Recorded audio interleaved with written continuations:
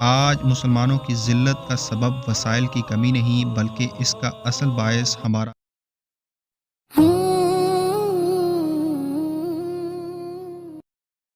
بسم اللہ الرحمن الرحیم۔ السلام علیکم ورحمۃ اللہ وبرکاتہ۔ محترم دوستو، کون نہیں جانتا کہ وطن اپنی ذات میں کوئی مقدس چیز نہیں۔ اس کی عزت و حرمت محض اس وجہ سے ہے کہ وہ اسلام کی شان و شوکت اور اس کی سربلندی کا ذریعہ ہے، اور قومی اسٹیٹ میں سوائے اس کے تقدس کا کوئی پہلو نہیں کہ وہ اسلامی قوت کا مرکز اور مسلمانوں کی عزت و شوکت کا مظہر ہے۔ آج جو مشرق و مغرب میں اسلام دشمن طاقتیں عرب و عجم کے مسلمانوں کے خلاف متحد ہو کر انہیں خود ان کے اپنے علاقوں میں طرح طرح سے ذلیل و خوار اور پریشان کر رہی ہیں، اس کا واحد سبب یہ ہے کہ ہم نے فریضہ جہاد سے غفلت برتی اور مرتبہ شہادت حاصل کرنے کا ولولہ جاتا رہا۔ جہاد سے غفلت کی وجہ یہ نہیں کہ ہمارے پاس مال و دولت اور مادی وسائل کا فقدان ہے، یا یہ کہ مسلمانوں کی مردم شماری کم ہے۔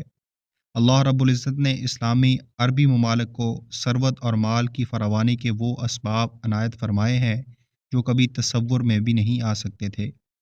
صرف یہی نہیں بلکہ ان وسائل میں یہ اسلام دشمن طاقتیں بھی عالم اسلام اور ممالک عربیہ کی دست نگر اور محتاج ہیں۔ آج مسلمانوں کی ذلت کا سبب وسائل کی کمی نہیں بلکہ اس کا اصل باعث ہمارا باہمی شقاق و نفاق ہے۔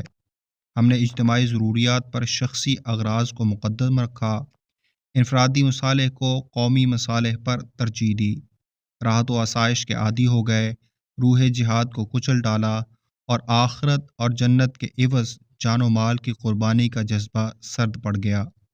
یہ ہیں وہ اسباب جن کی بدولت مسلمان قوم اوج ثریا سے ذلت و حقارت کی عمیق وادیوں میں جا گری۔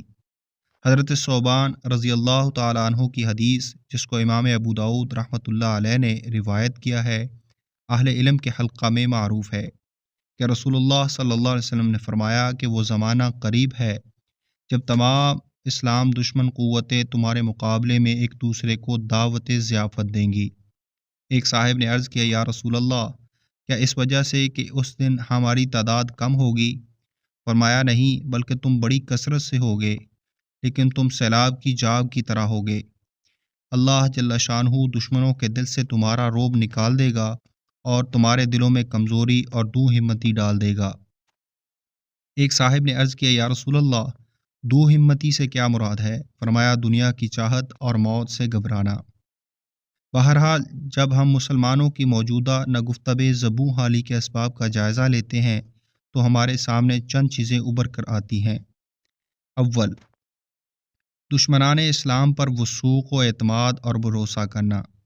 ظاہر ہے کہ کفر اپنے اختلافات کے باوجود ایک ہی ملت ہے، اور اللہ جل شانہ پر اعتماد و توکل اور مسلمانوں پر بھروسہ نہ کرنا، جبکہ تمام مسلمانوں کو حکم ہے کہ وَعَلَى اللَّهِ فَلْيَتَوَكَّلِ الْمُؤْمِنُونَ، صرف اللہ پر بھروسہ کرنا چاہیے مسلمانوں کو۔ اس آیت میں نہایت حصر اور تاکید کے ساتھ فرمایا گیا کہ مسلمانوں کو اللہ رب العزت کے سوا کسی شخصیت پر اعتماد اور بھروسہ نہیں کرنا چاہیے۔ دو، مسلمانوں کا باہمی اختلاف، انتشار اور خانہ جنگی، جس کا عالم یہ ہے کہ اگر وہ آپس میں کہیں مل بیٹھ کر صلح صفائی کی بات کرتے ہیں تب بھی ان کی حالت یہ ہوتی ہے، تحسبهم جمیعا وقلوبهم شتیٰ، بظاہر تم لوگ ان کو مجتمع دیکھتے ہو مگر ان کے دل پھٹے ہوئے ہیں۔ سوم، توکل علی اللہ سے زیادہ مادی اور عادی اسباب پر اعتماد۔ بلا شبہ اللہ جل شانہ نے ہمیں ان تمام اسباب و وسائل کی فراہمی کا حکم دیا ہے جو ہمارے بس میں ہوں اور جن سے دشمن کو مرعوب کیا جا سکے، لیکن افسوس ہے کہ ایک طرف سے تو ہم مادی اسباب کی فراہمی میں کوتاہ کار ہیں اور دوسری طرف فتح و نصرت کا جو اصل چشمہ ہے اس سے غافل ہیں۔ ارشاد خدا بندی ہے، وَمَن نَّصْرُ إِلَّا مِنْ عِنْدِ اللَّهِ الْعَزِيزِ الْحَكِيمِ، نصرت و فتح تو صرف اللہ عزیز و حکیم کے پاس ہے اور اسی کی جانب سے ملتی ہے۔